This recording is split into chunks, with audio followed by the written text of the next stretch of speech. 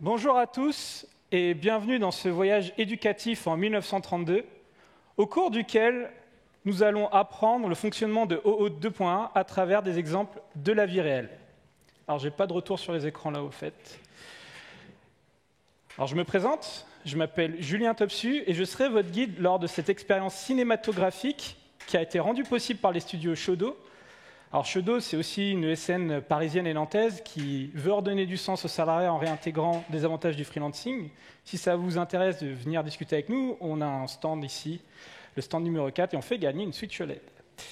Mais aujourd'hui, ce qui nous intéresse, c'est le Grand Budapest Hotel. Alors peut-être que certains d'entre vous ont vu le film de Wes Anderson. Il y en a quelques-uns quand même. Et au sein du Grand Budapest Hotel, je joue le rôle du responsable de la sécurité, et je vous ai sélectionné quelques moments forts qui illustrent très bien les grands principes de OAuth 2.1. Comme vous l'avez vu dans le générique, nous avons eu 2 convives qui se sont tapés dessus. Ça, c'est dû à un problème qui entache malheureusement la réputation du palace, un problème de squatter. Alors pour vous expliquer pourquoi ce problème récurrent existe, il faut que je vous explique comment est organisé l'hôtel. Donc en fait, dans l'hôtel, il y a une partie privative dans laquelle vous allez retrouver les chambres, la pâtisserie Mendels, comme vous l'avez vu dans le générique, qui est très réputée et qui est très demandée, et le bureau du concierge général, qui s'appelle Gustave, qui est le gérant de l'hôtel, qui est un peu mon boss. De l'autre côté, vous avez le lobby. Donc ça, c'est la partie publique. C'est là où vous avez toutes les entrées-sorties des convives. C'est là où on reçoit aussi les visiteurs. Et donc Gustave, le gérant de l'hôtel, a sécurisé l'accès aux parties privatives en positionnant sur l'unique porte qui sépare ces 2 espaces une serrure à code. Et le code, il le fournit à tous les convives de l'hôtel, ainsi que les employés, bien sûr. Donc un palace comme ça, c'est à peu près 400 personnes en termes de convives. Et le problème, c'est que ce code, il est unique, et il ne change pas. Et ce qui se passe, c'est que des fois, on a des anciens convives qui se promènent en ville, et qui se rappellent qu'ils avaient reçu un code pour accéder à leur chambre, et qui se disent « tiens, je vais essayer si ce code marche ». Et c'est comme ça, en fait, qu'ils arrivent à accéder aux chambres et à squatter, et qu'on a ce problème de squatter. Donc là, on a ce qu'on appelle un problème de révocation. C'est-à-dire qu'une fois qu'on a donné l'accès à un des convives, on n'a aucun moyen de lui enlever. Alors si, on a un moyen, mais il n'est pas terrible ce moyen. Ce serait de se dire, à chaque fois que quelqu'un sort de l'hôtel, on génère un nouveau code. Mais ce code, il faudrait le fournir ensuite aux 400 autres personnes, sachant qu'on est en 1932 et qu'il y a des entrées-sorties toutes les 30 minutes. Donc ce n'est pas terrible comme moyen. Mais pourquoi là je vous parle de ce problème de révocation ? Notamment parce que c'est un problème qui existe dans le web, et que c'est une des raisons pour laquelle on a inventé OAuth 2. Alors ici, je prends l'exemple de Facebook, parce que j'aime bien taper sur Facebook. Alors, je ne vais pas vraiment beaucoup taper dessus. Mais là, ici, vous avez un écran qui n'existe plus aujourd'hui, qui a été retiré, je crois, en 2016, qui permettait, en fait, d'importer vos contacts de vos mails dans Facebook, pour avoir plus d'amis. Alors, vous voyez que c'est un peu vieux, parce qu'on a du AIM, du AOL, du Hotmail. De toute façon, il y en a qui ne connaissent même pas ça dans la salle. Mais imaginez que c'est Gmail. Et comment Facebook faisait pour récupérer vos contacts, la manière la plus safe qui soit? Ici, là, vous avez une mire de login, et vous dit « Donne-moi ton mail et donne-moi le mot de passe de ton email. » Et t'inquiète, ici, je ne vais pas stocker ton mot de passe. Bon, en 2018, ils ont une faille de sécurité qui est pas liée à ça, où ils loguaient une partie des mots de passe de leurs utilisateurs en clair dans le système de monitoring, mais bon, ils ne vont surtout pas retenir votre mot de passe Gmail. Et là, quel est le problème de révocation potentiel ? Si vous donnez votre mot de passe Gmail à Facebook, on dit qu'ils ne le stockent pas. Mais imaginez qu'il y a un bug. On ne va pas dire qu'ils sont méchants. Et qu'ils continuent à importer de manière continue vos contacts, et ce n'est pas un comportement que vous désirez. Si vous voulez révoquer l'accès de Facebook, vous n'allez pas avoir le choix que de régénérer un nouveau mot de passe. Et ça va vous embêter, vous, parce que vous allez devoir retenir un nouveau mot de passe, sauf si vous utilisez un gestionnaire de mail. Et ça va aussi vous embêter parce que si vous avez d'autres intégrations qui fonctionnent sur le même système, imaginez qu'il y avait LinkedIn comme ça, il va falloir changer le mot de passe pour tout le monde derrière. Et Et en plus, si vous êtes un partisan d'avoir le même mot de passe partout, qui est déjà un problème, bon, bref. Donc là, on a aussi un problème de révocation. C'est difficile de révoquer l'accès de Facebook. Donc on va voir comment on peut mettre des choses en place pour ne plus avoir ce problème de révocation. Et on va se repositionner du coup sur le problème de squat dans l'hôtel. Parce que je vais utiliser surtout des exemples de la vie réelle pour vous compreniez les mécanismes. Mais avant d'aller plus loin, il faut que je pose quelques mots de vocabulaire. Donc dans l'hôtel, il y a des chambres. Et les chambres, c'est ce que les convives tentent d'accéder. Les chambres, on va appeler ça des ressources.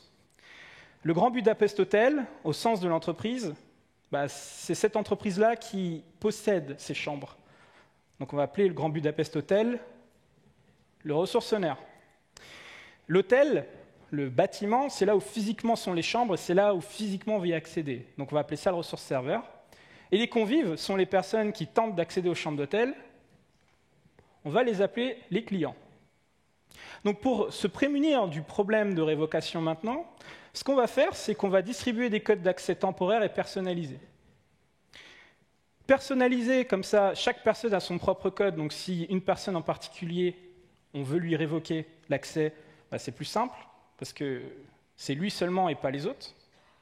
Et temporaire, parce que on aimerait bien qu'un convive, lorsqu'il rentre sa chambre, il ne puisse pas réutiliser le même code pour revenir plus tard. Et on s'est demandé, mais qu'est-ce qui pourrait être unique et potentiellement temporaire quand on réserve une chambre d'hôtel ? Le numéro de réservation. Le numéro de réservation, c'est unique, c'est pour une réservation en particulier, et une réservation, ça a une date de fin. Donc une fois que la personne a rendu sa chambre, ce numéro de réservation n'est plus valide. S'il se présente pour reprendre une chambre avec, ça ne marchera pas.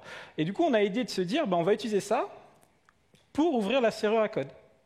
Donc chaque client utilise son numéro de réservation pour accéder à sa chambre. Et comme on est en 1932, ce numéro de réservation, on l'envoie par courrier. On n'a pas l'Internet encore.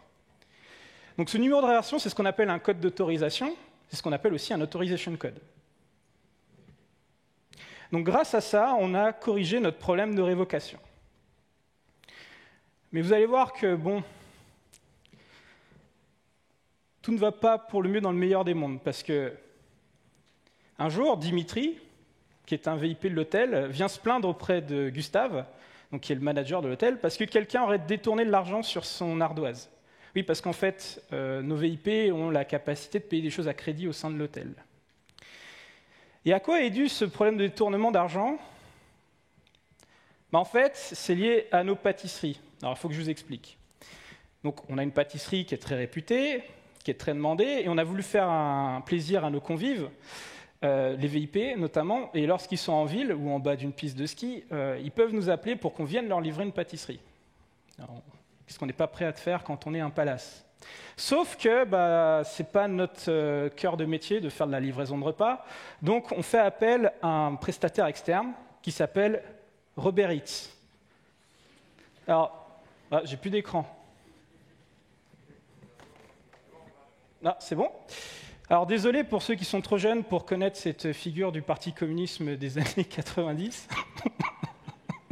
C'est un jeu de mots, vous l'aurez compris. Et donc Robert Eats, c'est cette entreprise qui va faire la livraison de pâtisserie.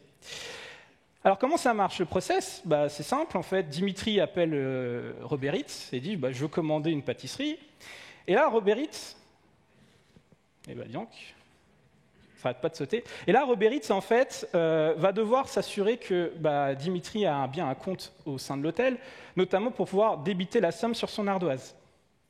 Donc, ce que faisaient les employés de Robert Eats, c'est qu'ils demandaient à Dimitri quel était son numéro de compte et son mot de passe. Typiquement, ce que fait Facebook, en fait, quand il vous demande votre mot de passe Gmail. Donc, Dimitri, OK, je vous les donne. Donc, le process, normalement, d'après, c'est que Robert Eats gère ça avec l'hôtel en utilisant les credentials de Dimitri, ce que faisait Facebook avec Gmail. Sauf que, ce jour-là, on avait un employé malveillant chez Robert Eats. Et cet employé malveillant s'est fait passer pour Dimitri auprès de Gustave, le gérant de l'hôtel. Il l'a appelé, il lui a dit « J'aimerais faire une dinguerie, là, je vais faire une commande, je vais éclater tout le monde. Alors là, tu me fais un truc, je vais 2000 pâtisseries. » Ok, pas de souci. Gustave veut s'assurer que la personne qui est au bout du fil, c'est bien Dimitri, comme il prétend être. Donc il lui demande son numéro de compte et son mot de passe. Manque de bol, il les a, ça match, et c'est comme ça que Gustave y a vu que du feu. Et c'est comme ça que Dimitri s'est fait quelque part hacker et qu'on a pu en fait passer une grosse commande sur son ardoise. Donc en fait, là, ce qu'on est en train de dire, c'est qu'on a un problème d'imposture. Et sachez qu'à chaque fois que vous donnez votre mot de passe à quelqu'un qui n'est pas censé le gérer, c'est-à-dire qu'à chaque fois que vous donnez votre mot de passe Gmail à Facebook, par exemple, vous lui offrez un moyen d'usurper votre identité. Parce que si Facebook utilise votre mot de passe pour envoyer des mails à vos contacts ne sauront pas que ce n'est pas vous. D'où un problème d'imposture. Donc s'il vous plaît, ne faites jamais ce genre de choses. Et Auth2 a été inventé justement pour ne plus avoir à divulguer les identifiants des utilisateurs ainsi que leur mot de passe à des services tiers. Et là, c'est exactement ce qu'on va faire. Donc on va faire en sorte que Roberit n'ait jamais les accès de Dimitri et que malgré ça, il soit toujours capable en fait d'aller interagir avec notamment son ardoise. Et comment ça marche? Alors, au début du process, c'est pareil, Dimitri appelle Roberit. Maintenant, Dimitri sait qu'il ne doit surtout pas donner son mot de passe à Roberit, et on a bien dit aux gens de Roberit de surtout pas demander le mot de passe. Mais là, les employés de Roberit doivent bien s'assurer que Dimitri est bien client de l'hôtel. Parce que s'ils font passer des commandes à des gens qui n'ont pas d'ardoise chez nous, c'est leur problème, on ne les payera pas. Alors à qui ils vont demander ça? À Gustave, en fait. En fait, Gustave, c'est un tiers de confiance pour eux, parce qu'on a un contrat avec eux.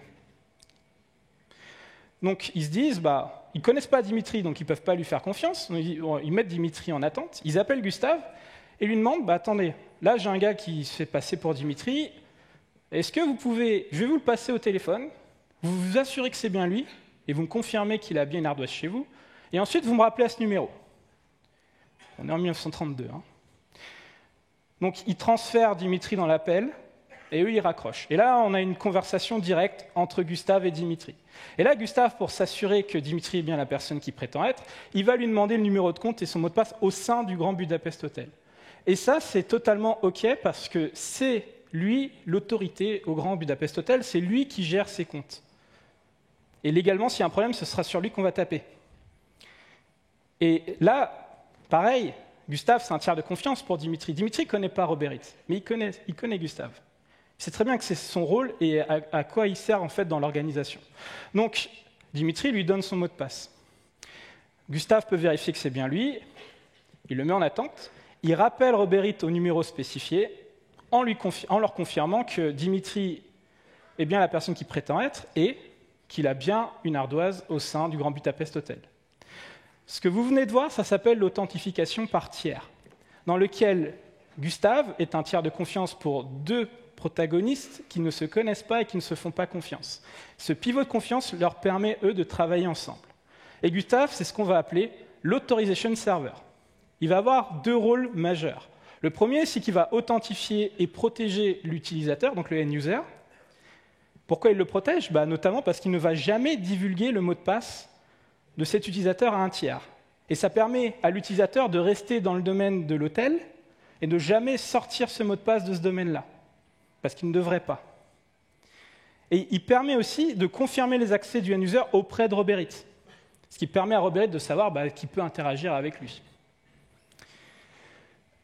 Alors ça c'est bien beau, mais on n'a pas tout dit encore, parce qu'il faut bien aller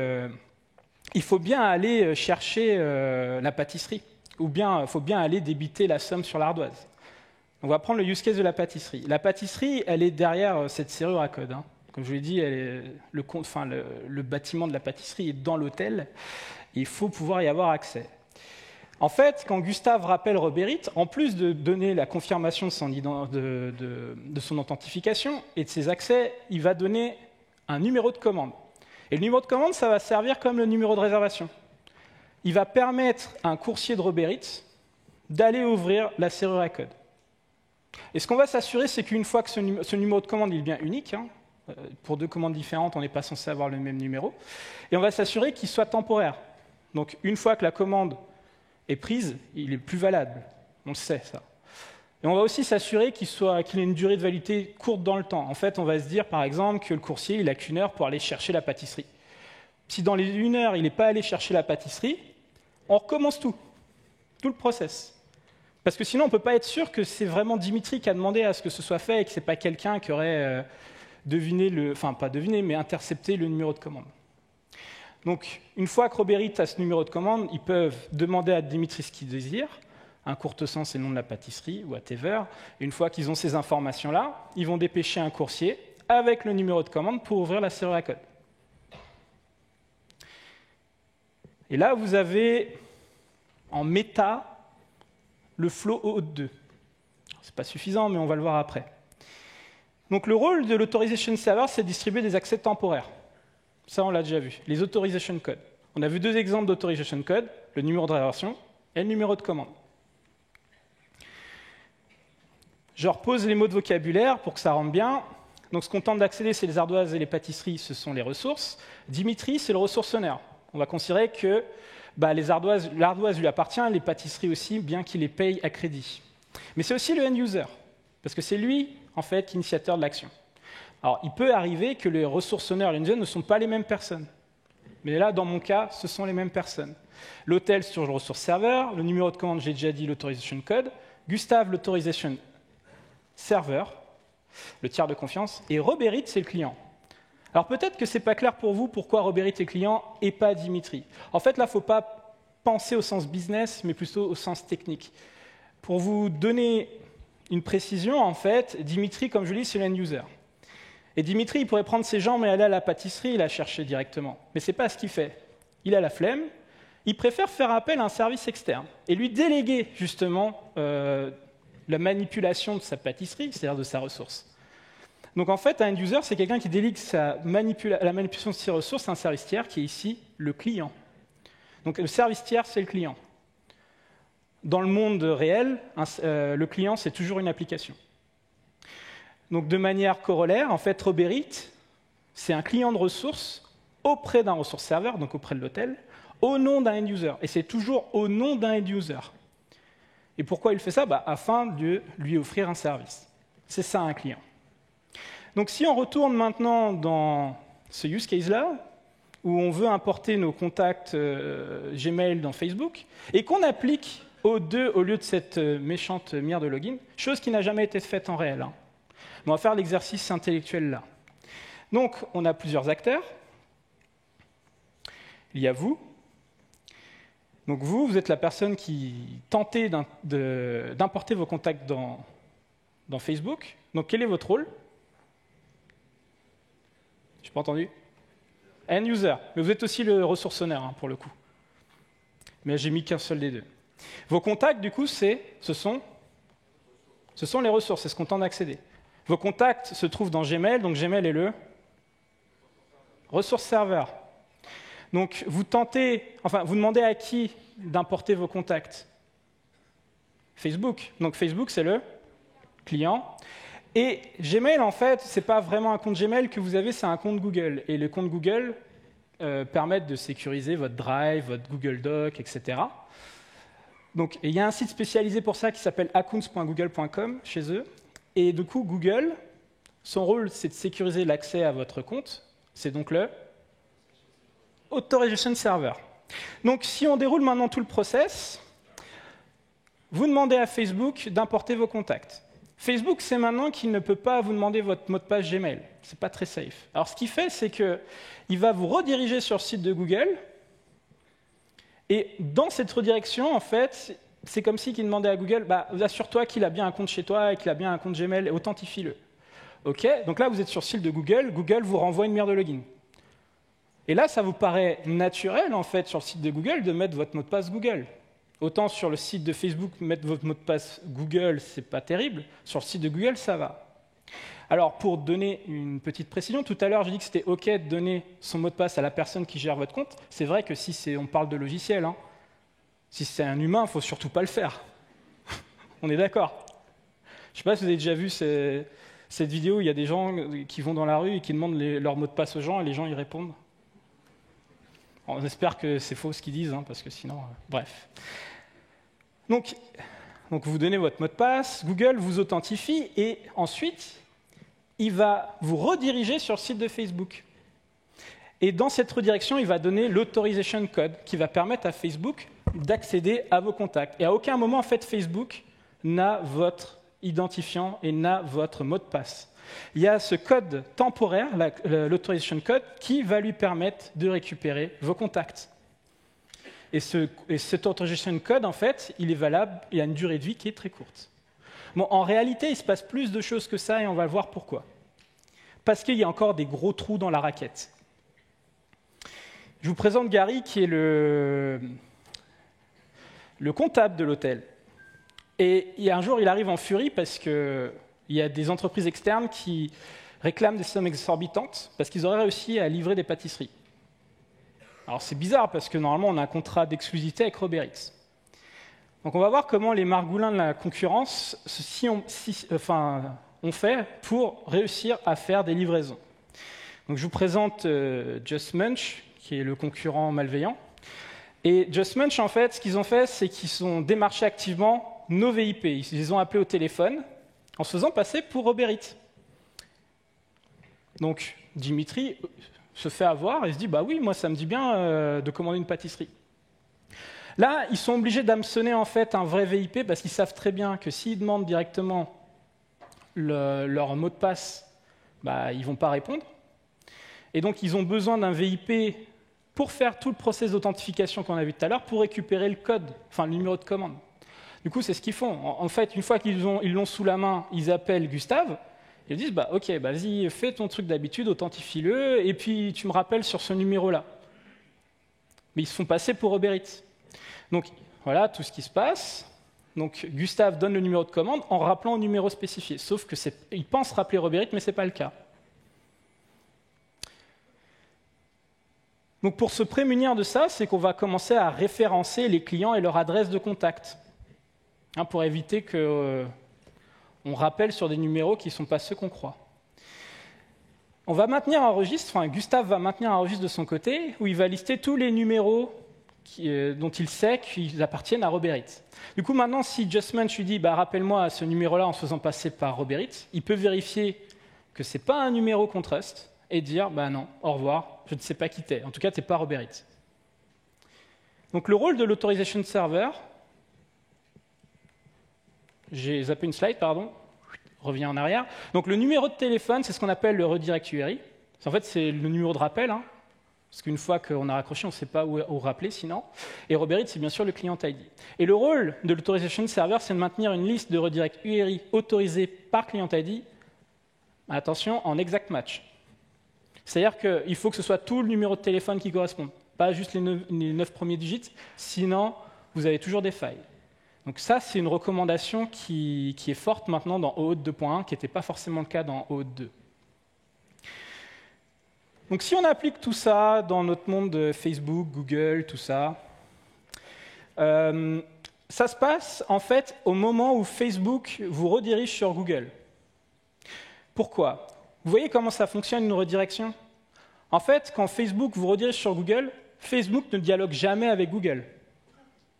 Parce qu'en fait, ce qu'il fait, c'est qu'il répond dans une requête HTTP, enfin, un statut, je pense à un 302, quelque chose comme ça, qui force le browser à vous rediriger sur une adresse qu'il a spécifiée. En fait, il donne un ordre à votre navigateur de vous rediriger sur Facebook. Du coup, Facebook ne dialogue jamais avec Google. Il passe par votre navigateur. Vous voyez ? Donc, une fois que vous êtes sur Google, Google ne sait pas où vous rediriger, en fait. Donc, Facebook va lui passer ces informations-là. Voici ce que vous voyez sur le site de Google. Donc, alors là, j'ai fait avec Miro parce qu'ils n'ont jamais fait l'intégration avec Facebook, mais imaginez que c'est Facebook. Donc, vous sélectionnez en fait votre compte, vous vous loguez, etc. Et là, c'est bien le site de Google. Mais si on regarde ce qui se passe dans l'URL, on a bien un accountgoogle.com et il y a deux informations importantes. Le client ID, ce qui permet à Google de savoir en fait qui vient de faire la redirection et qui demande à vous authentifier. Là, c'est un ID qui n'est pas lisible, mais là, c'est celui de Miro, mais admettons que c'est celui de Facebook. Et l'adresse de redirection. Parce que d'un point de vue de user experience, on ne veut pas systématiquement vous rediriger sur la home page de Facebook. On ne sait pas sur quelle page vous y étiez, en fait. C'est pour ça qu'il y a cette URL de redirection. Mais le problème, c'est que quand on fait des redirections, le seul moyen de passer de l'information, c'est par les URL. Et là, avec un screenshot, j'ai pu décomposer l'URL.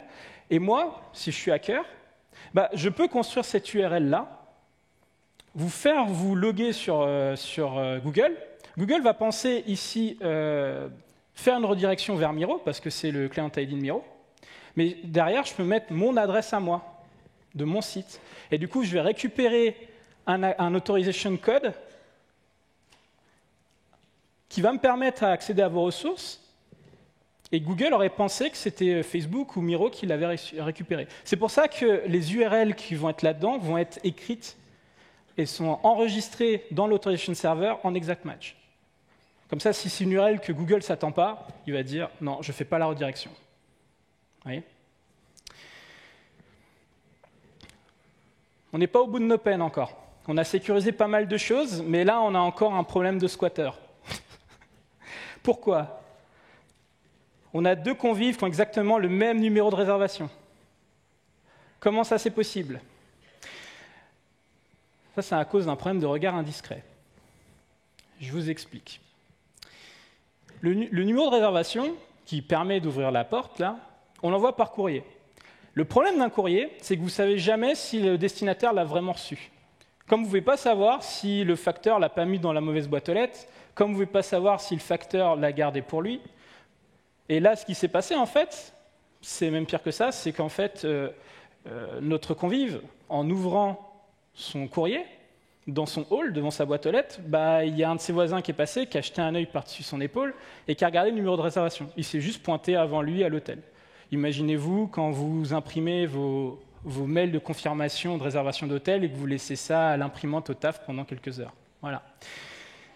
Le problème, c'est que l'envoi par courrier, c'est ce qu'on appelle un front channel. Un front channel, c'est peu sûr comme moyen de communication. Vous ne pouvez pas savoir si la personne en face l'a vraiment reçu, vous ne pouvez pas savoir si ça a été intercepté, vous ne pouvez pas savoir s'il y a eu des regards indiscrets. Donc ce n'est pas forcément une bonne idée de filer directement l'accès comme ça sur un front channel. À la place de ça, l'accès, on va le remettre en main propre. Parce que si on fait une remise en main propre, on est sûr qu'on donne ça à la personne qui est en face de nous et qu'il n'y a personne qui a intercepté le truc au vol. Voyez ? Et vous allez voir, c'est quelque chose que vous connaissez tous quand vous réservez une chambre d'hôtel. Alors déjà, on va dégager cette serrure à code, on va mettre une badgeuse avec des cartes. Et du coup, qu'est-ce qui se passe ? Notre convive, lorsqu'il se pointe à l'hôtel, il va à la réception, il se ramène avec le numéro de réservation, et en échange, on lui donne quoi ? Une carte qui permet d'accéder à sa chambre. Et une fois que le réceptionniste, donc Gustave, donne la carte à Dimitri, il est sûr que Dimitri l'a dans la main, que personne ne l'a intercepté. Par contre, le courrier qu'on a envoyé, on n'est pas sûr de qui l'a reçu. Voyez ? Mais au moins, cette carte-là, on est sûr qu'en face de nous, c'est Dimitri qui l'a. Donc c'est une remise en main propre. Donc le numéro de réservation, qui est toujours l'authorization code, ne sert qu'à une chose, échanger contre cette carte d'accès. On a l'autorisation d'échanger contre cette carte d'accès. On ne peut pas utiliser ce numéro-là parce que lui est véhiculé sur un channel qui n'est pas secure, mais il permet de faire cet échange dans un moyen plus secure, c'est-à-dire en main propre, de cette carte d'accès. Cette carte d'accès, c'est ce qu'on va appeler l'access token. Donc l'authorization code, une fois qu'il est échangé, il n'est plus valide. Terminé, c'est fini. Et vous avez un temps limité pour l'échanger. Au-delà de ça, il faut refaire tout le process. Voilà. Mais une fois que vous avez échangé, il n'est plus valide. Et par contre, l'access token, lui, il va avoir une durée de validité qui peut être... En réalité, c'est l'heure d'une heure, je pense, généralement, dans les bonnes pratiques. Mais ici, dans l'exercice, on peut dire c'est jusqu'à la fin de la réservation du convive. Et tout ça, c'est donc échangé en main propre. Et ça, on va appeler ça un back channel. Vous voyez ? Donc maintenant, si on applique tout ça sur Facebook et Google, donc je vous avais remis les termes, mais bon, ça, je viens de vous refaire tout le résumé. Donc si on applique ça dans le cas réel, ça se passe ici, au moment où Google vous redirige sur Facebook. Comme je vous dis, comme c'est une redirection, en fait, Google n'a pas d'autre moyen que de donner l'authorization code dans l'URL. Okay ? Ce qui fait qu'il est obligé d'envoyer un ordre à votre navigateur dans lequel, dans l'URL, il donne l'authorization code et il ne saura jamais si le navigateur a réussi à vous rediriger sur Facebook. Donc Google, comme il n'a pas de communication directe avec Facebook, ne peut pas savoir si Facebook l'a reçu. Donc par redirection, on considère qu'on est sur un front channel. Et notamment parce qu'il y a plein d'autres trucs qui font que c'est interceptable. Vous travaillez dans une grande banque française et ils ont un proxy en interne où ils redécodent tous les flux HTTPS pour les rencoder derrière pour voir tout ce qui s'y passe. Donc s'il y a un truc malveillant dedans, en fait, même si vous êtes en HTTPS, ils voient tout. Donc voilà, donc vous ne pouvez pas savoir. Ou bien un plugin malveillant dans votre browser qui regarde tout ce qui se passe dans vos URL. Mais ça, c'est des vulnérabilités qui ont été corrigées dans les navigateurs qui sont modernes. Et donc Facebook, une fois qu'il récupère cette authorization code dans l'URL, va faire une connexion HTTPS directe avec Google, mais directement. Alors soit de back-end à back-end, soit à partir du script qui est dans votre navigateur, mais qui est hosté par le domaine de Facebook. Donc cet appel AJAX en HTTPS, c'est OK aussi, bien qu'il soit fait dans le navigateur, parce qu'en fait, ce script vient du domaine de Facebook, donc on le trust. Et là, par contre, c'est toujours une connexion HTTPS direct. Donc on considère que c'est un back channel, et c'est là-dedans que Facebook va dire bah, voilà l'autorization code que tu m'as donné, voilà mon client ID. Bah, bien sûr, si on a un authorization code de quelqu'un d'autre, ça ne marchera pas. Et là, Google, en réponse donc dans ce back channel, va donner l'access token. Et c'est avec l'access token que Facebook va accéder à vos contacts dans Gmail. Vous voyez, donc, une fois qu'on a utilisé l'authentication code, il n'est plus valable. L'access token, il va être valide pendant 1 heure. Ce qui va empêcher Facebook de continuer à importer vos contacts aussi. Parce que la durée de vie est courte. Ça, ce qu'on a vu, s'appelle l'implicit flow. Et c'est le flow le plus répandu aujourd'hui en OAuth 2. On l'utilise notamment pour les web. Alors, il y a d'autres flows. Je ne sais plus combien il y en a exactement, mais il y en a d'autres. Mais ça, c'est le flow le plus utilisé pour les web apps. Et ce flow-là, que tout le monde utilise, il faut arrêter de l'utiliser. Parce qu'il est pété. Parce que depuis tout à l'heure, j'arrête pas de vous dire que le front channel, c'est pété. Et pourtant, on n'arrête pas de traiter avec le truc qui vient là-dedans. Donc, je sais bien, maintenant que Dimitri est devant moi, je sais que je lui donne. Mais en vrai, j'ai toujours le problème de toujours pas savoir quand je lui envoie un courrier s'il l'a reçu, en vrai. Ou si quelqu'un l'a intercepté. Vous êtes d'accord avec ça? On n'a toujours pas réglé ce problème. Donc on va voir maintenant comment on va régler ça. J'ai besoin de 2 personnes pour me scanner ce QR code. Il n'y a pas de piège pour ceux qui me connaissent. 2 volontaires, s'il vous plaît. Vous allez voir, très bien. Comment tu t'appelles? Valentin. Est-ce que Valentin, tu peux te mettre là? Il y a un micro juste à côté de toi, là, dans l'allée. Un deuxième volontaire? Guillaume? Est-ce que tu peux prendre le micro à gauche? Merci. Est-ce que vous pouvez tous les 2 scanner ce QR code? Voici ce que les gens vont voir en scannant ce QR code. Donc il n'y a pas de piège. C'est bon? Vous l'avez fait? Alors qui veut être le gentil, qui veut être le méchant?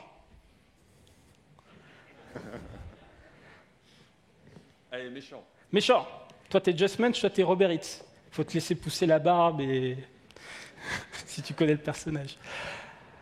Dans un procès, alors là, pour vous expliquer l'histoire, donc Guillaume, qui fait partie des margoulins de la concurrence, s'est immiscé dans le bâtiment de Robert Hitz et se fait passer pour un agent d'entretien. Alors que c'est Sylvain? Valentin, pardon, excuse-moi. Donc Valentin est un employé de Robert Hitz et donc passe une commande avec moi. Donc là, on fait une commande ensemble, etc. On fait tout le process. Et là, je te donne le numéro de commande qui est le 42. Alors, tu écoutes tout ce qui se passe, hein, bien sûr. Hein. Donc, je te dis 42. Alors, pour l'instant, il n'y a pas grand-chose à faire à part juste noter les numéros dans vos têtes. Donc, si je te dis ça, en fait, moi, je suis au téléphone, je ne sais pas qui est en face. Et en vrai, ce qui se passe, c'est que je suis obligé de le rappeler pour lui donner ce numéro. Donc, Valentin en face, c'est bien Valentin. Donc, Valentin en face, soit il le répète à haute voix pour l'écrire, soit,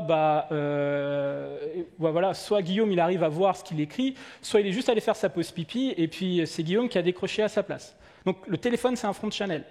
Donc là, si Guillaume, tu viens me voir et que tu me dis « je veux récupérer la commande », je fais « ok, quel numéro de commande c'est ?» 42. Là, tu es en face de moi, hein, il est à l'hôtel, et que je lui donne la carte d'accès, il va aller chercher tranquillement la pâtisserie.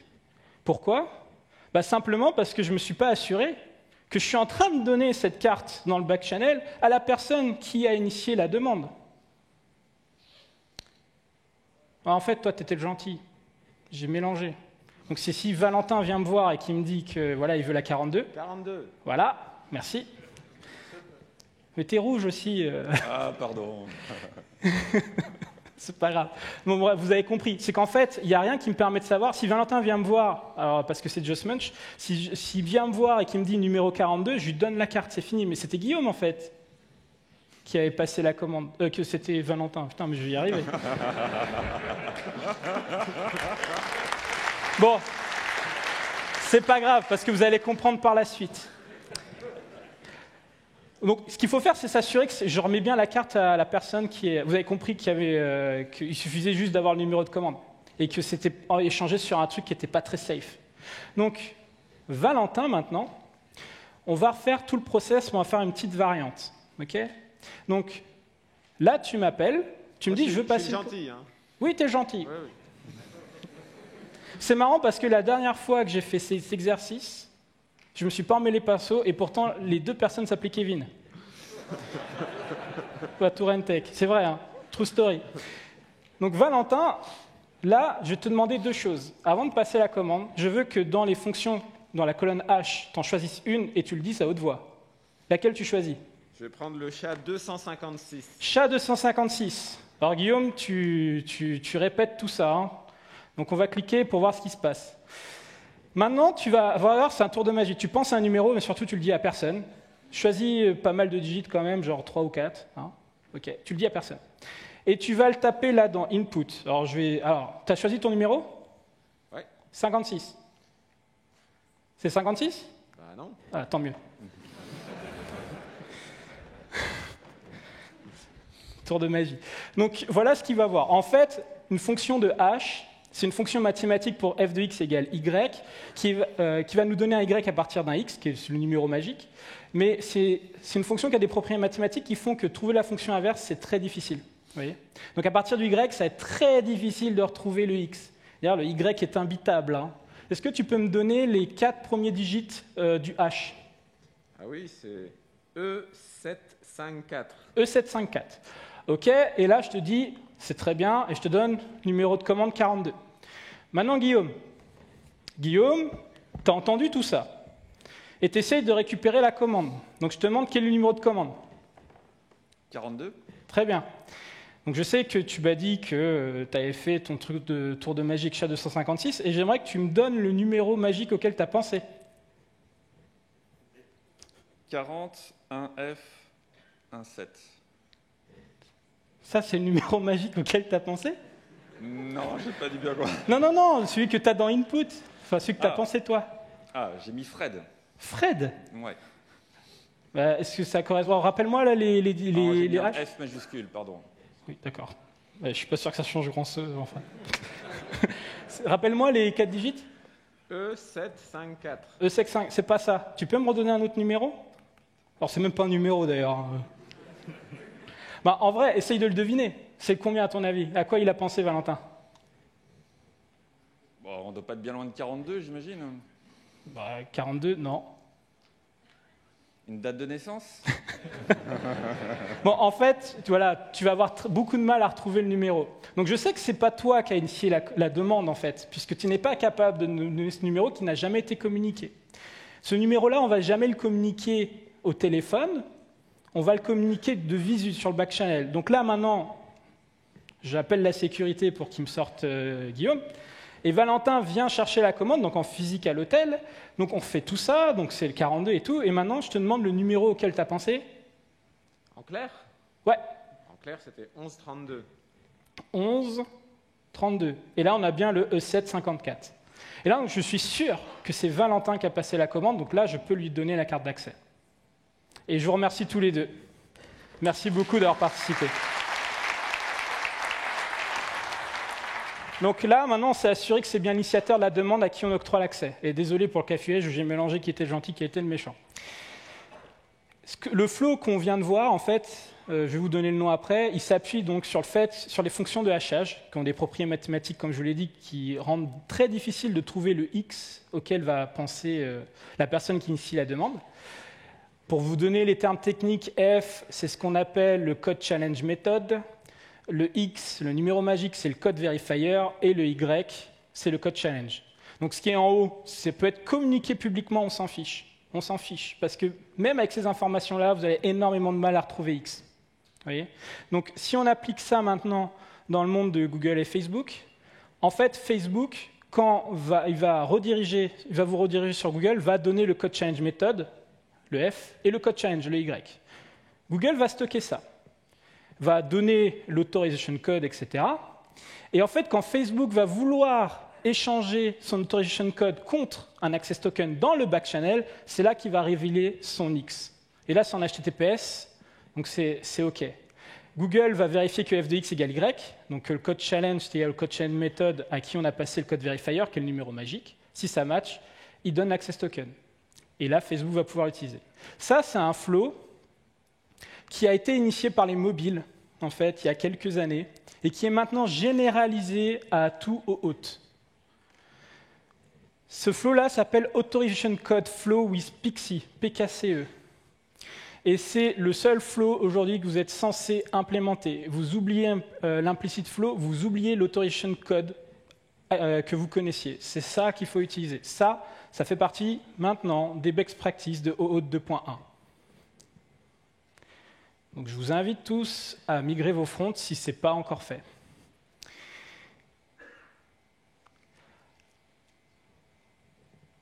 Alors, là, je pensais qu'il allait me manquer du temps, mais j'ai un petit peu de temps.